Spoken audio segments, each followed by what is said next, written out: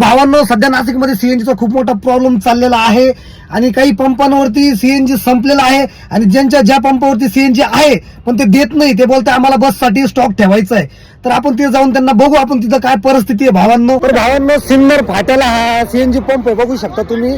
आणि इथे आहे ना, यांचं काय म्हणणं आहे माहिती आहे का, यांचं म्हणणं आहे सीएनजी बसेस आहे ना फक्त त्यांनाच देणार आम्ही, कारण की त्यांचा स्टॉक पूर्ण व्हायचा बाकी आहे, त्याच्यामुळे त्यांना देणार.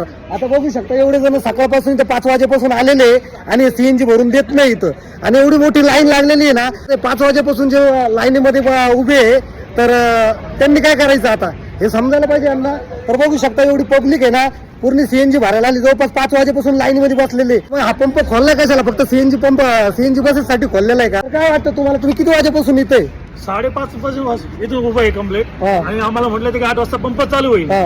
आणि ते सिटी लिंक वाल्या म्हणत्या आमच्या गाड्या भरा, हे करा ते करा, दादागिरी करता वरतात. बघा ही दादागिरी चालू आहे, तर हे फार चुकीचं आहे. आता तुम्ही सांगा मित्रांनो, काय करायला पाहिजे यांना, कारण की रोजचा प्रॉब्लेम आहे. जवळपास 1 आठवड्यापासून नाही का सीएनजी वेळेवर भेटत नाहीये, मोठीच्या मोठी लाईन लागतीये. पंपाच्या मॅनेजरला जाब विचारल्यास उडीची भाषा करत होता. भावांना आता तुम्हीच कमेंट मध्ये सांगा काय करायला पाहिजे. तर भावांना हा व्हिडिओ जास्तीत जास्त शेअर करा, जेणेकरून हे सर्व बंद झालं पाहिजे. व्हिडिओ आवडला तर लाईक करा, फॉलो करा.